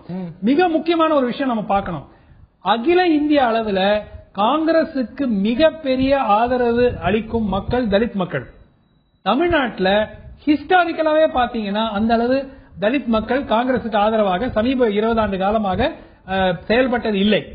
அதை மாற்றுவதற்கு பிளஸ் மிக முக்கியமாக தலித் மக்கள் யாருக்கு ஓட்டு போடுறாங்கன்னாக்கா, பெரும்பாலான தலித் மக்கள் எல்லா கட்சிகளும் பரவலா ஓட்டு போடுறாங்க. அதிமுக அதிகமா போடுவாங்க. தலித் கட்சிகளுக்கு மிக சிறு ஒரு 3-4% தான் வாக்குகள் வரும். திமுக கொஞ்சம் வாக்குகள் வர்றதுக்கான வாய்ப்பு இருக்கிறது. அதனால அந்த ஓட் பேங்க் கன்சாலிடேட் பண்றது காங்கிரசுக்கு 2014ஆம் ஆண்டு நடைபெற்ற தேர்தலில் தலித் மக்களுடைய வாக்குகள் அகில இந்திய அளவில் தலித் மக்களும் பழங்குடி மக்களுடைய வாக்குகள் அதிக அளவில் பாஜகவை விட, இவ்வளவு பெரிய வெற்றி பெற்ற பாஜகவை விட காங்கிரசுக்கு தான் கிடைத்தது. அந்த ஓட் பேங்க் ஒரு கண்ணை வச்சுட்டு தான் அதை சொல்லியிருக்காரு. ரொம்ப குறைவா இருக்கு. ஜனநாயக படுகொலை நடந்து அந்த எமர்ஜென்சியை கொண்டு வந்த காங்கிரஸ் அதற்கு பிறகு நடந்த தேர்தலில் கூட 150 இடங்களில் வெற்றி பெற்றது. சுதந்திரம் பெற்ற பிறகு காங்கிரஸ் இந்த 67 ஆண்டுகால 44 இடம் தான் 2014 பெற்றது. இதுல எமர்ஜென்சிக்கு பிறகு 150. அதனால கன்சாலிடேஷன்ல அனைத்து தரப்பு மக்களுடைய செல்வாக்கை இழந்த கட்சியாக இன்னைக்கு காங்கிரஸ் இருக்கே தவிர, கடந்த முறை தலித்ல அத்தனை செக்ஷனோட மைனாரிட்டி சமுதாயத்தை சார்ந்த ஒரு பிஜேபிக்கு தான் Dalit vote. Congress got more Dalit votes than BJP. நீங்க சொல்லுங்க, எவ்வளவு சொல்லுங்க, சொல்ல முடிஞ்சா சொல்லுங்க, எவ்வளவு சொல்லுங்க, எத்தனை இடங்களில் வெற்றி பெற்றீங்க? எக்ஸாக்ட் நம்பர்ஸ் இல்ல. ட்ரைபல் ஓட்டும் சரி, இறுதி வார்த்தை நான் விஜயதரணி அவர்கள்ட்ட கேட்க விரும்புறேன். உங்களுடைய அரசியல் நிலைப்பாடு, ராகுல் காந்தி ஸ்பெல் அவுட் பண்ண நினைக்கக்கூடிய அரசியல் நிலைப்பாடு குறித்த கேள்வி எழுது. நான் டாக்டர் சுமன் கிட்ட கேட்ட அதே கேள்வியை தான் இறுதி கேள்வி உங்கள்கிட்ட வைக்க நினைக்கிறேன். நீங்க திமுக அதிமுக ஒரு தட்டுல வச்சுதான் பேசுறாருன்னு நான் புரிஞ்சுக்கிறேன். ஒரு பக்கம் நீங்க நாங்க 2 பேரும் இரட்டை குழல் துப்பாக்கியா செயல்படணும் உங்களுடைய மாநில தலைவர் சொல்றாரு. ராமநாதபுரத்துல சரியா 1 வருஷத்துக்கு முன்னாடி ராகுல் காந்தி தமிழ்நாட்டில் பேசும்போதும் நாங்க தனித்து ஆட்சி அமைக்க முயற்சி செய்வோம் அப்படிங்கிறார். which will be your strategy? எது உங்களுடைய நிலைப்பாடாக இருக்கும்? நீங்க ரெட்டை குழல் சொல்றத ஒரு குழல ரெட்டை குழல் ஒரு குழல கடுமையா விமர்சிச்சிருக்காரு. இன்றைக்கு தேர்தல் அதாவது தேர்தல் என்பது இன்னும் கிட்டத்தட்ட 10 மாதத்திற்கு மேல் இருக்கிறது. இந்த தேர்தல் என்பது தேர்தலை நெருங்கிய நேரத்தில் தான் கூட்டணிகள் பத்தின பேச்சு வரும். அது வரைக்கும் நாம் மக்களுக்காகத்தான் நாம் போராட வேண்டும். அந்த விஷயத்துலதான் ராகுல் காந்தி பேசி இருக்கிறார். இப்ப தேர்தல் கூட்டணிகளை பத்தி பேசுறதுக்கு ராகுல் காந்தியும் வரவில்லை. அதே நேரத்தில் தமிழக சர்க்காரை எதிர்க்கிறதுல அதிமுக சர்க்காரை எதிர்க்கிறதுல திமுகவும் நாங்களும் இரட்டை குழல் துப்பாக்கி நீங்கள் பார்க்க வேண்டும். தமிழக சர்க்காரை எதிர்க்கிறதுல திமுகவும் காங்கிரசும் இரட்டை குழல் துப்பாக்கி நீங்க சொல்லி வரக்கூடிய நிலையில நாங்க கூட்டணிக்கு தயார் அப்படின்னு சொல்லிட்டு சில கேவியட்ஸ் போடுறீங்க. அது வேற விஷயம். இதை தாண்டி அதுல ஒரு குழல கடுமையா விமர்சிச்சிருக்கிறாரு. கூட்டணி பத்தி பேசுறதுக்கு ரொம்ப நாட்கள் மாத கணக்கு. இன்னைக்கு இரட்டை குழல் துப்பாக்கி நீங்க திமுகவை ஒரு நிமிஷம் திமுகவை நீங்க சேர்த்து இரட்டை குழல் துப்பாக்கி என்று அதிமுகவை எதிர்க்கிறதுல ஆளுங்கட்சி எதிர்க்கிறதுல நீங்க சொன்னா தமிழகத்தில் ஆளுங்கட்சியை எதிர்க்கிற பல்வேறு கட்சிகள் எல்லாரும் சேர்ந்தாங்கன்னா அது 10 குழலா இருந்தா 10 குழல் துப்பாக்கின்னு கூட நான் சொல்ல தயாரா இருக்கேன். அந்த அளவில் ஆளுங்கட்சி செய்யும் தவறுகளை நேரடியாவே நான் கேட்கிறேன். நீங்கள் திராவிட கட்சிகளோடு கூட்டணி இல்லை என்று உறுதியா சொல்ல முடியுமா? வாக்குகள் மூலமாக தர வேண்டும் என்பதுதான் எங்கள் கோரிக்கை. அது 2 குழலா இருக்கணும்னு அவசியம் இல்ல, 10 குழலா கூட இருக்கலாம். ஆகையால 10 குண்டு கூட வரலாம் அதுல இருந்து. ஆகையால நீங்க திராவிட கட்சிகளோடு கூட்டணி இல்லை என்று உறுதியாக தெளிவாக உங்களால் சொல்ல முடியுமா? நீங்கள் நினைக்க வேண்டாம். அனைத்து கட்சிகளும் இணைந்து போராடுவார்கள். அதிமுகவின் லஞ்ச போக்கு, ஊழல் போக்கு, மக்கள் எதிர போக்கு, வேலை வாய்ப்பின்மை, தலித் மக்களுக்கு எதிரான போக்கு, இன்னும் பல்வேறு மக்களை 50-40 ஆண்டு காலமாக இந்த தண்ணி பிரச்சனை, ஈழ பிரச்சனை வரக்கூடிய இந்த அரசாங்கங்களை தூர எறிய நம் மக்கள். அதற்காகத்தான் ராகுல் காந்தி அவர்கள் பேசி இருக்கிறார். நீங்கள் இதை தொடர்ந்து பார்த்தால் மக்கள் வஞ்சிக்கப்படுகிறார்கள். தமிழகத்தில் ஏற்றுக்கொள்ளுங்கள். திருமதி விஜயதாரணிக்கு திருச்சி பொதுக்கூட்டத்தில் பேசுறதுக்கு வாய்ப்பு இல்லை பொழுது. அதனால பரவாயில்ல, ரொம்ப பேசட்டும். நாங்கள் திராவிட கட்சிகளோடு கூட்டணி இல்ல, ராகுல் காந்தி அவர்கள் வழியில நாங்கள் அதை அறிவிப்போம் அப்படின்னு நீங்க சொல்ல தயாரா? சொல்வீங்களா? இந்த கேள்விக்கு சொல்லுங்க. யார் இந்த ஒரு பொசிஷன் இந்த சமயத்தில் எடுப்பாங்க? அதிமுக இந்த கட்சியோட கூட்டணி வைக்காது இந்த சொல்லுமா? திமுக சொல்லுமா? இருக்கிறார்கள் இல்ல, அதனால நான் கேட்கிறேன். நான் அதாவது காங்கிரஸ் கட்சி இப்ப தலித் அக்கறை பத்தி இப்ப திருப்பதி விஜயதாரணி கூட பொங்கி உணர்ச்சி வசப்பட்டு எழுந்து பேசினார். நான் கேட்கிறேன், இந்த விஷயத்துக்கு நான் விளக்கம் குடியரசுத் தலைவராக வர வேண்டும் என்ற போது அதை தடுத்தது யார்? பிரதமராக வர வேண்டும் என்று சொன்ன போது அதுக்கு முதல்ல குரல் கொடுத்த ஒரு புரட்சி தலைவர் எம்ஜிஆர். கேள்வி 10 நிமிட்டான கேள்வி. நீங்க பாபு ஜெகஜீவன் ராம் மனவெதும்பி காங்கிரஸ் கட்சி விட்டு வெளியேறினார். விஜயதரணி ரொம்ப சுருக்கமான இறுதியான கேள்வி. 2 கட்சிகளும் ஒரே தட்ட விமர்சிக்கும் போது ஈக்குவலன்ட் அப்ரோச் தான் கடைபிடிப்பீங்களா அப்படிங்கறத கேள்வி. திராவிட கட்சிகளை கடுமையா விமர்சிக்கிறீங்க, 2 மாநில கட்சிகளும் இப்படி இருக்கு அப்படின்னு சொல்றீங்க, மாநில கட்சிகளை பொதுப்படையா பாக்குறீங்க, காமராஜர் ஆட்சிங்கிற கோஷத்தை முன்வைக்கிறீங்க. ஆய காரணத்தினால 2 பேருமே சமதூரத்தில் வச்சு தேர்தல் அணுகுவீங்களா அப்படின்னு கேட்கிறார். அதாவது இப்ப அதிமுக நாங்க மதுவிலக்கை அமல்படுத்துறோம், அதே நேரம் இந்த விஷயங்கள் காவிரி முல்லை பெரியாறு பிரச்சனைக்கெல்லாம் முழுமையா தீர்வு கண்டுறோம். இன்னும் ஈழ பிரச்சனையில நாங்கள் நிச்சயமாக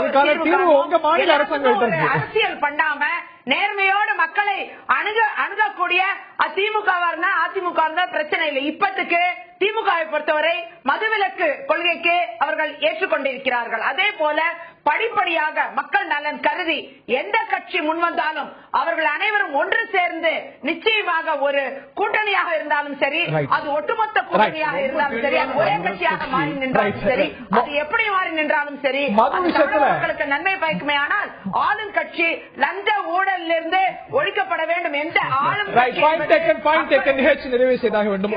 மது விஷயத்தை பொறுத்த வரைக்கும் ரெண்டு கட்சிகளையும் ஒரு வரலாற்று உண்மையை சொல்லணும்.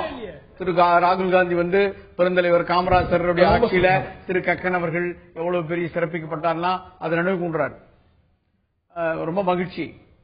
இதுவரைக்குமே சொல்லுவாங்க. ஆனா ஒண்ணுத்த மட்டும் யாருமே சேர்த்து சொல்ல மாட்டாங்க. நான் குறையா சொல்லல. பெருந்தலைவர் காமராஜர் அவர்களுடைய அந்த ஆட்சி பெருமைக்குரிய ஆட்சி, அதுல நான் குறையா சொல்லல. ஆனா வரலாற்றுல கொஞ்சம் ரொம்ப ஆழ்ந்து படிச்சவங்களுக்கு தெரியும். திரு கக்கன் காவல்துறை அமைச்சராக இருந்தார். ஆனா சட்டம் ஒழுங்கு அவரிடம் இல்லை. யாருக்கு தெரியும் இது?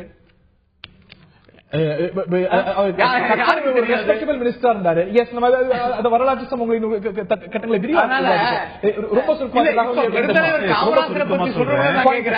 அவசர நிலையை எதிர்த்தார்.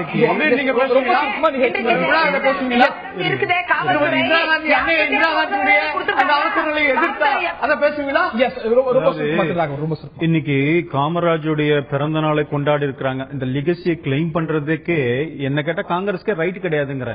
ஏன்னா இருங்க சார், காங்கிரஸ்ல இருந்து வெளிவந்து தனியா ஒரு கட்சியை வச்சு நடத்தினாரு. கடைசி வரைக்கும் காங்கிரஸோட எல்லாம் சேரல. எவ்வளவு அவமானப்பட்டு இருந்தா அவர் வெளியில வந்திருப்பாரு. எமர்ஜென்சி ஜூன் 25ஆம் தேதி எமர்ஜென்சி 1975 அந்த மனம் உருகி அக்டோபர் 2ஆம் தேதி இறந்தே போயிட்டாரு. காங்கிரஸ் லெகசிக்கு கிளைம் பண்றதுக்கான அதிகாரம் காங்கிரஸ் கட்சிக்கு தான் இருக்குன்னு ஈவிகே சிலங்கோன்னு சொல்ல உங்களுடைய தேசிய செயலாளர் ஹெச் ராஜா அவர் காங்கிரஸ் கட்சியில இருந்திருக்கிறார். ஆனால் அந்த லெகசியை கிளைம் பண்றதுக்கு காங்கிரஸ் கட்சி இன்றைக்கு இப்படி பேசுவது காங்கிரஸ்ல கடைசியில தன்னுடைய வாழ்க்கையில கடைசியில் வரைக்கும் அவர் காங்கிரஸ்ல கிடையாது. வெளியேற்றப்பட்டவர். இந்த தவத்த நிகழ்ச்சி நிறைவு செய்தாக வேண்டும். ராகுல் காந்தியுடைய வருகை பல கேள்விகளுக்கும் விவாதங்களுக்கும் வித்திட்டு இருக்கிறது. தமிழ்நாடு சார்ந்த பல விஷயங்களை தன்னுடைய பார்வையை வெளிப்படுத்தியிருக்கிறார். அவர் வெளிப்படுத்தாத பல விஷயங்களும் இருந்திருக்கின்றன. ஆக ஒட்டுமொத்தத்தில் இது தமிழ்நாட்டில் திருப்பு முனையாக இருக்க போறதோ இல்லையோ, காங்கிரசுக்கு ராகுலுடைய வருகை இந்த பேச்சு உத்வேகத்தை கொடுத்திருக்கிறது என்றால் மிக இல்லை. கூட்டணி, அவர்கள் கட்சிகள் அணுகக்கூடிய நிலைப்பாடு, இவையெல்லாம் தேர்தல் இருக்கக்கூடிய நிலையில மாறலாம், தொடரலாம். ஒட்டுமொத்தத்தில் காங்கிரஸ் கட்சிக்கு உத்வேகம் அளிக்கக்கூடிய ஒரு நிகழ்வாக ராகுலுடைய தமிழகம் வருகை ஒரு திருச்சி பொதுக்கூட்டம் இந்த உரை என்பது அமைந்திருக்கிறது. தன்னுடைய உரையில பெரும்பகுதி தமிழ்நாடு சார்ந்த விஷயங்கள்ல அவர் கவனம் செலுத்தியிருக்கிறார் என்பது குறிப்பிடத்தக்கது. நிகழ்ச்சியில் பங்கு பெற்றது கே டி ராகவன் அவர்களுக்கும், திரு சேக்கு தமிழரசன் அவர்களுக்கும், திருமதி விஜயதரணி அவர்களுக்கும், டாக்டர் சுமன் ஸ்ரீராமன் அவர்களுக்கும், பார்த்த நேயர்களுக்கும் நன்றி.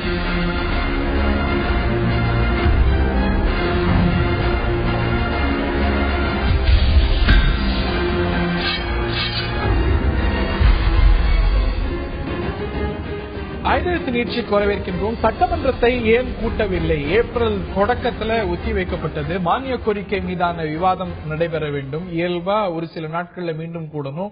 ஆனா இதுவரைக்கும் கூடாமல் இருக்கிறது. அதிமுக அரசாங்கம் ஏன் இப்படி ஒரு நிலைப்பாட்டை எடுக்கிறது? இது கூடாதனால, மானிய கோரிக்கை மீதான விவாதங்கள் நடைபெறாதனால, இந்த நிகழ்வுகள் நடக்காதனால திட்டப்பணிகள் முடங்கி கிடக்கின்றன. சட்டமன்றத்தை கூட்டவில்லை என்றால் போராட்டம் நடத்துவோம் என்று திராவிட முன்னேற்ற கழகம் எச்சரித்திருக்கிறது. போராட்ட எச்சரிக்கை விடுத்திருக்கிறது. ஏன் கூடவில்லை? ஏன் தாமதமாகிறது சட்டமன்றம் கூடுவது? இல்லை இது அரசியலாக்கப்படுகிறதா? இதில் விதிமீறல் ஏதேனும் இருக்கிறதா? விவாதிப்போம். இந்த விவாதத்தில் நம்முடைய பங்கேற்கிறார் திராவிட முன்னேற்ற கழகத்தை சேர்ந்த செய்தி தொடர்புத்துறை இணைச் செயலாளர் வழக்கறிஞர் சிவ ஜெயராஜ் அவர்கள். நிகழ்ச்சிக்கு அவரை அன்போடு வரவேற்கின்றோம். இதேபோல் அதிமுகவுடைய தோழமை கட்சியான இந்திய குடியரசுக் கட்சியுடைய மாநில தலைவர் முனைவர் சேக்கு தமிழரசன் அவர்களும் இந்த விவாதத்தில் நம்முடைய தொடர்கிறார்.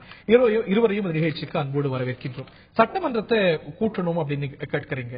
இது நியாயமான கோரிக்கையப்பட்டாலும் கூட இது வந்து முடங்கி கிடக்கிறது, இது வந்து இது வந்து அநியாயமான ஒரு விஷயம் அப்படிங்கிறீங்க. ஆனா என்னுடைய கேள்வி, இதுல விதிமீறல் ஏதேனும் இருக்கிறதா? இவ்வளவு நாள் சட்டமன்றம் கூடாததுல விதிமீறல், சட்ட விரோதம் விதிமீறல் ஏதேனும் இருக்கிறதா? ஏன்னா ஒரு கூட்டத்தொடருக்கும் இன்னொரு கூட்டத்தொடருக்கும் 6 மாசம் இடைவெளி இருக்கணும் அப்படிங்கிறது தான் சட்டம். கூடாததுல ஒரு டிலே இருக்கிறதுங்கிற ஒரு குற்றச்சாட்டு வைக்கிறீங்க, அதுல முகாந்திரம் இல்லாம இல்ல. அதனால இதுல விதிமீறல் சட்ட விரோதம் ஏதேனும் இருக்கிறதா? விதிமீறல் இல்லை, உறுதியா நான் சொல்ல முடியாது. ஏன்னா ஒரு சபாநாயகரே இங்க உட்கார்ந்துருக்காரு, அவர் நம்ம வந்து பொறுப்பு சபாநாயகராக இருந்தவர்.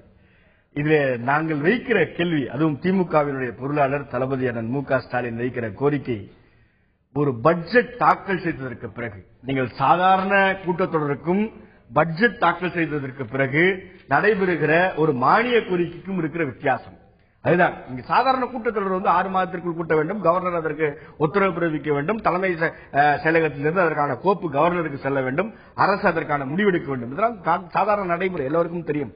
ஆனால் ஒரு பட்ஜெட் தாக்கல் செய்து, பட்ஜெட் என்பது ஒரு நிதிநிலை அறிக்கை தான் அது. அதில் இருக்கிற ஒதுக்கப்பட்ட நிதி எப்படியெல்லாம் அரசினுடைய துறைகள் எப்படி செயல்படுத்த போகிறது. இன்னும் கேட்டால் பணத்தை எடுக்க முடியாது. மானிய கோரிக்கை செலவு செய்கின்ற பொழுது பணத்தை எடுக்க முடியாது. மானிய கோரிக்கையில் தான் இந்த விஷயத்திற்கு நாங்கள் செலவு செய்ய போகிறோம் என்று திட்டங்களை, வரைவுகளை அமைச்சர்கள் படிக்க போகிறார். நீங்களே சொன்னது போல இவ்வளவு நாட்கள்ல மானிய கோரிக்கை விவாதம் நடக்கணும் அப்படின்னு இந்த இடத்துலயும் லெஜிஸ்லேட்டிவ் ரெக்கார்ட்ஸ்லயோ பார்லிமெண்டரி ப்ரொசீஜர்ஸ்லயோ இல்ல. இந்த ஒரு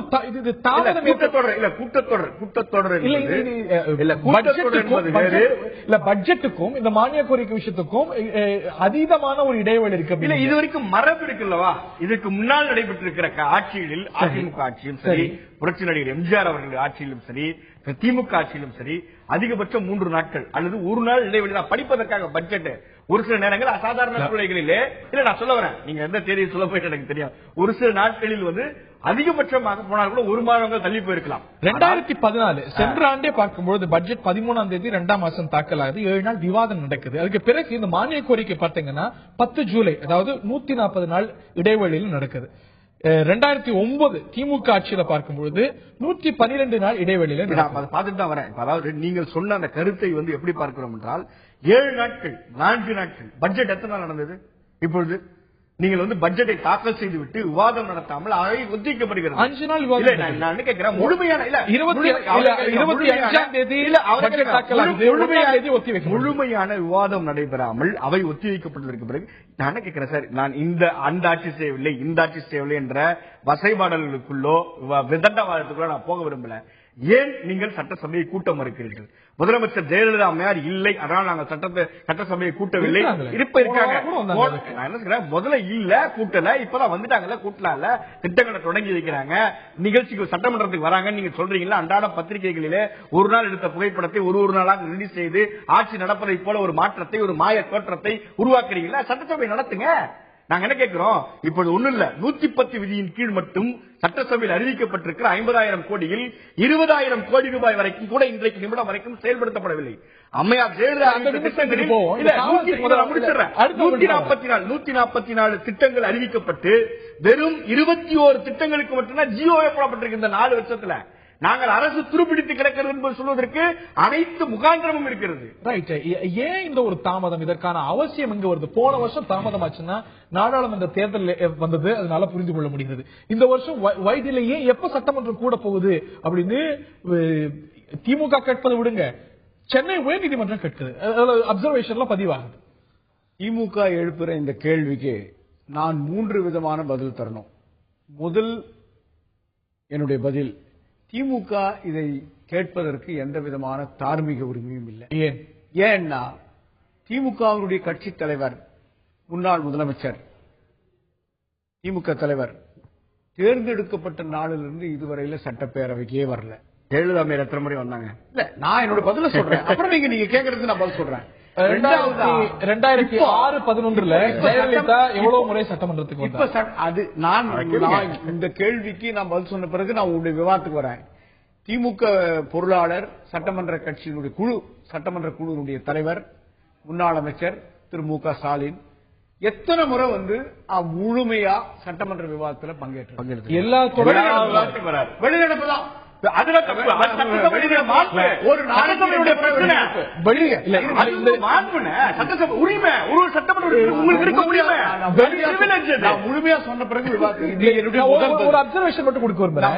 இந்த ரெண்டு விஷயத்திலையும் வெளிநடப்பு சார்ந்த விஷயங்களையும் முன்னாள் முதலமைச்சர்கள் எதிர்கட்சி தலைவராக இருந்து பங்கேற்காதவங்களையும் அதிமுக திமுக ஒரே யாத்திரை தான் கடைபிடிச்சிருக்காங்க. சட்டசபைக்கு வர்றதுக்கு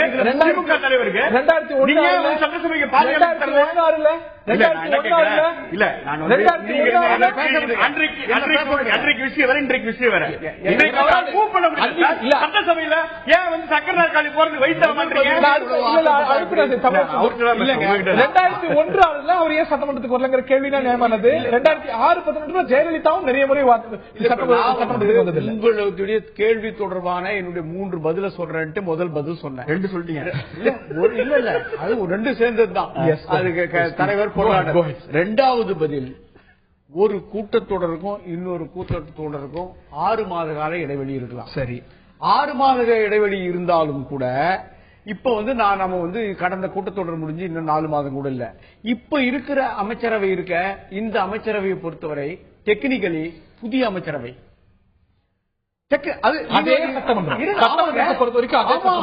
சட்டப்பூர்வமா அரசியல் சட்டப்பூர்வமா இது புதிய அமைச்சரவை.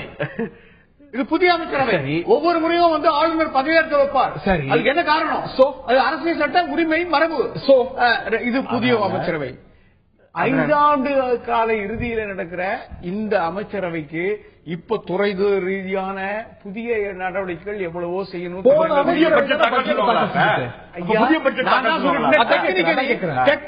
Technically yes. அதனால நீங்க சொல்ல வரக்கூடிய இன்டர்பிரேஷன் என்ன? போன அமைச்சரவை தான் பட்ஜெட் தாக்கல் செஞ்சு இதற்கு வாய்ப்பு.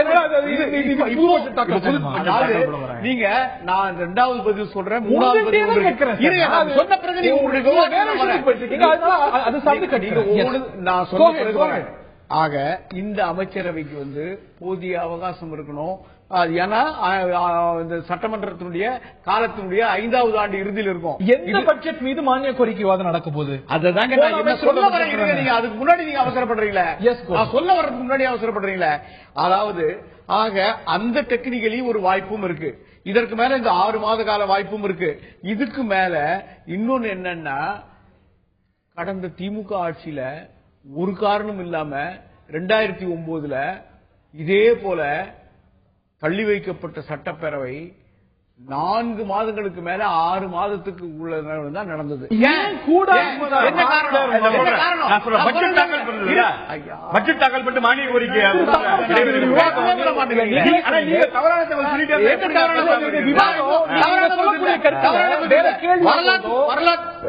சில கேள்வி வரும்போது உங்களை நோக்கி தான் கேள்வி கேளுங்க.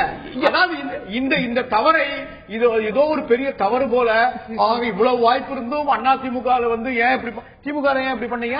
என்ன பண்ணீங்க தெரியுமா? கடைசி பேரவை இன்றைக்கு அந்த கூட்டத்தொடர் முடிகிற அன்னைக்கு அவர் சொல்றாரு, பேரவைத் தலைவர் முதலமைச்சர் அவர்கள் நலமுடன் வளமுடன் அவருடைய அந்த நல்ல எல்லா நலமும் பெற இந்த பேரவை வாழ்த்துக்கிறது. இதுல போய் தப்பினாரு. தப்பில்ல, ஒத்தி வச்சாச்சு. 4 மாதத்துக்கு மேல போச்சு. அதுக்கப்புறம் வந்து இவ்வளவு காலம் எடுத்துட்டு பிறகு பேரவை கூடுகிறது. முதல்ல என்ன தெரியுமா? துணை முதல்வரா வந்ததற்கு பாராட்டு. இந்த துணை முதல்வரா வர்றதுக்கு இவ்வளவு இடைவெளி எதற்கு? இதற்கு. ஆனால் இன்றைக்கு சட்ட மரபு சொல்றீங்க. இதுக்கு மேல நான் கடைசியா ஒரு பதில் பண்றீங்க. இன்னைக்கு கூடாமல் இருக்கிறதுக்கான காரணம் என்ன? அவசியம் இத்தனை காரணத்துக்கு பிறகு இன்னொன்னு சொல்றேன் கடைசியா. இது 3வது பதில். பொது நிதிநிலை அறிக்கை வைக்கப்பட்டது. அதன் பேர்ல வந்து போதிய வாய்ப்போடு பொது விவாதம் நடந்தது. எவ்வளவு நாள்? எத்தனை நாள் நடந்தது நீங்களே சொல்லுங்க. அதற்கு பிறகு எல்லா துறைக்கும் 6 மாதத்துக்கு தேவையான நிதி ஒதுக்கப்பட்டது. அதனால இப்ப 6 மாசம் கழிச்சு 6 மாதத்துக்கு கழிச்சு தான் பண்ணுவாங்க. அப்ப ஒதுக்கப்பட்டிருக்கு. என்ன சிக்கல் இருக்கு? என்ன பிரச்சனை இருக்கு? இன்னைக்கு கூடாததால் முடக்கி அவரோட வாதம் எல்லாம் முடக்கி போச்சு. சார் ஒரு மன்றம் கூட்டி விவாதிக்க நடந்தது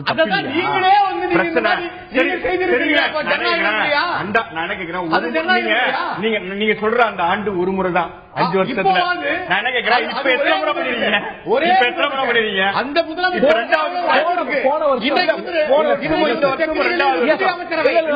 புதிய அமைச்சர் போன ஆண்டு ஏன் தாமதமாச்சு அப்படின்னா நாடாளுமன்ற தேர்தல் 2009 ஒரு 2014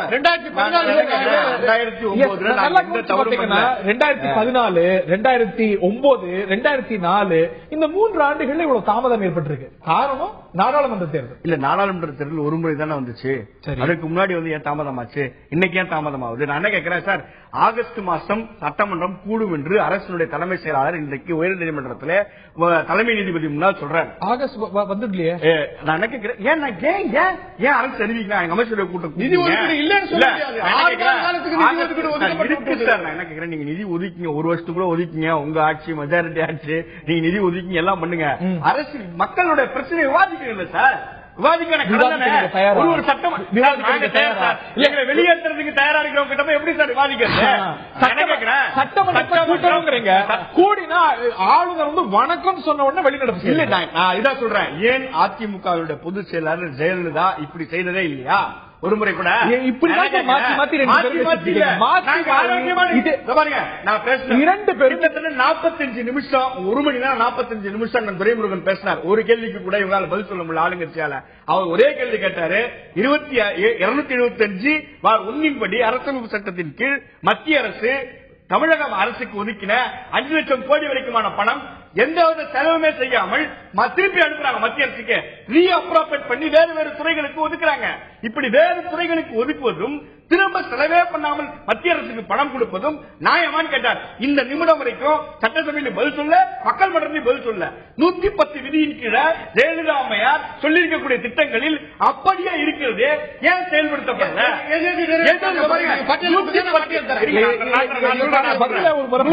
பதிவு செஞ்சிருக்காரு.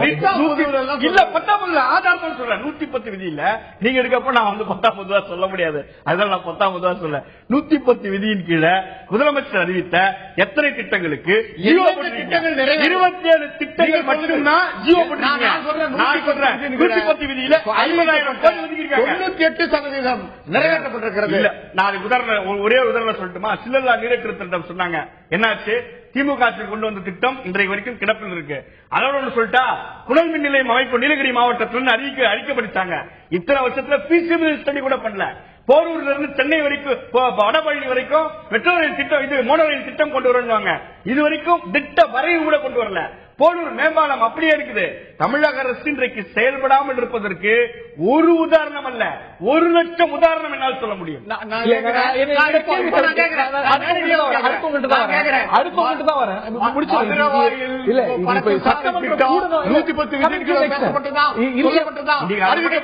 தமிழக அரசு 2000 கோடியில கொண்டு கூடணுங்கிறீங்க. போன முறையும் பன்னீர்செல்வம் முதலமைச்சர் அந்த போது இதே கேள்விதான் கேட்டீங்க. நியாயமான கேள்வி. உடனே ஆளுநர் ஆரம்பிச்சோடனே வெளிநடப்பு. இந்த வெளிநடப்பு செய்யாம விவாதங்கள்ல முழுமையா திமுக பங்கெடுக்கும். இப்போது பங்கெடுத்திருக்கிறது. நான் என்ன கேட்கிறேன், வெளிநடப்பு செய்வது என்பது ஒரு சட்டமன்ற உறுப்பினருடைய உரிமை, ஜனநாயக உரிமை. அதையும் தாண்டி நாடாளுமன்றத்தை முடக்கி வச்சிருக்காங்க சார். இன்னைக்கு முடக்கி வச்சிருக்க நாடாளுமன்றம் நடக்கவே இல்லை. நீங்க நான் என்ன கேட்கிறேன், அப்படி என்னைக்காவது திமுக சட்டமன்றத்தை நடக்க விடாம செஞ்சிருக்கா? நான் என்ன கேட்கிறேன், ஒரு விஷயம் என்பது ரெண்டு தரப்புக்கும்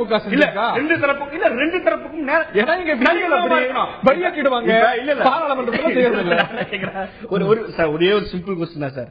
இத்தனை திட்டங்கள் நீங்க சொன்னீங்க, ஏன் செய்யல?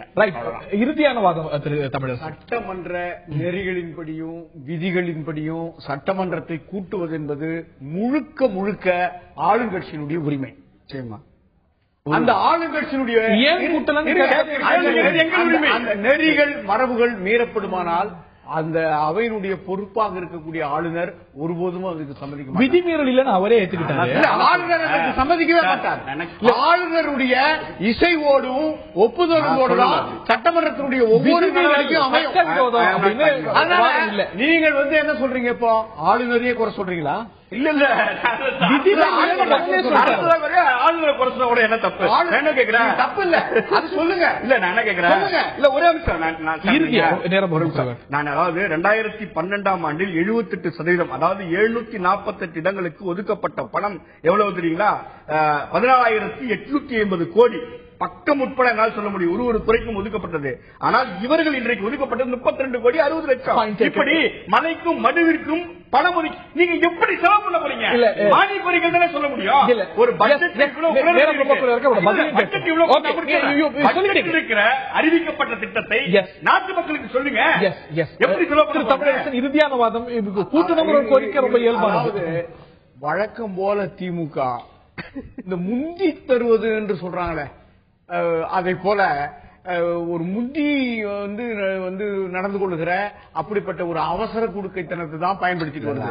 அதே மாதிரிதான் அதாவது சட்டப்பேரவை கூட போகிறது. அதுல யாருக்கும் உங்களுக்கும் தெரியும் அது கட்டாயம் விதிமுறைகளின்படி சட்டமன்றம் கூடும். சட்டமன்றம் கூட்டப்பட்டது கூட எங்களால் தான் கூட்டப்பட்டது. அப்படிப்பட்ட ஒரு சாதாரண அபிலாஷைக்காக மூத்த அரசியல் அவங்க இது மாதிரியான குற்றச்சாட்டு வைக்கக்கூடாது. பொலிட்டிக்கல் மேலேஜ் இல்ல எங்களுக்கு. நாட்டு மக்களுக்காக போராடுறோம். அவ்வளவு சட்டமன்றத்தை கூட்டுங்கன்னு சொல்றோம். ஒரு பொறுப்பான எதிர்க்கட்சி செய்யற வேலை இது. கலைஞரும் எங்கள் தளபதி செய்யறாரு. நீங்க நான் கேட்க சொல்லுங்க. ஒரு மாதத்துக்கு முன்னாடி இதே போல ஏப்ரல் மாதத்துல என்ன பண்ணாங்க? இவங்களும் இதே போலதான் ஏன் சட்டப்பேரவையை கூட்டல? ஓபிஎஸ் வந்து இந்த முதல்வராக இருக்கிற போது சட்டப்பேரவை நடக்க கூடாதான் சொன்னதுக்கு அப்புறம் நடத்துறாங்க.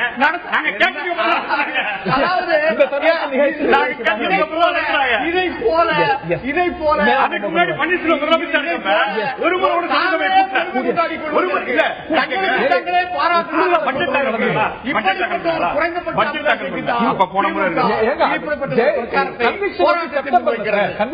செப்டம்பர்ல இல்ல அந்த பீரியட்ல இல்ல. போன முறை பன்னீர்செல்வம் முதலமைச்சர் இருந்தாரு.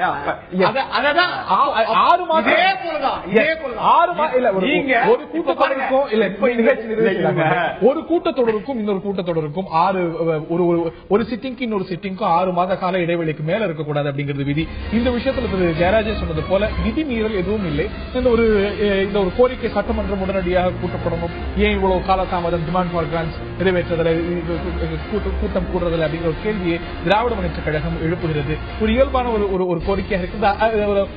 அரசியல் சார்ந்த அரசியல் நோக்கத்துக்காக ஒரு பொலிட்டிக்கல் மைலேஜுக்காக செய்யப்படக்கூடிய ஒரு விஷயம் அப்படின்னு திரு தமிழரசன் குற்றம் சாட்டுகிறார். எப்பொழுது கூட போகிறது சட்டமன்றம்? பொறுத்திருந்து பார்ப்போம். நிகழ்ச்சியில் பங்கு பெற்ற திரு ஜெயராஜ் அவர்களுக்கும் அதே போல திரு தமிழரசன் அவர்களுக்கும் பார்த்த நேர்களுக்கும் நன்றி தெரிவித்து விடைபெறுகிறோம். வணக்கம்.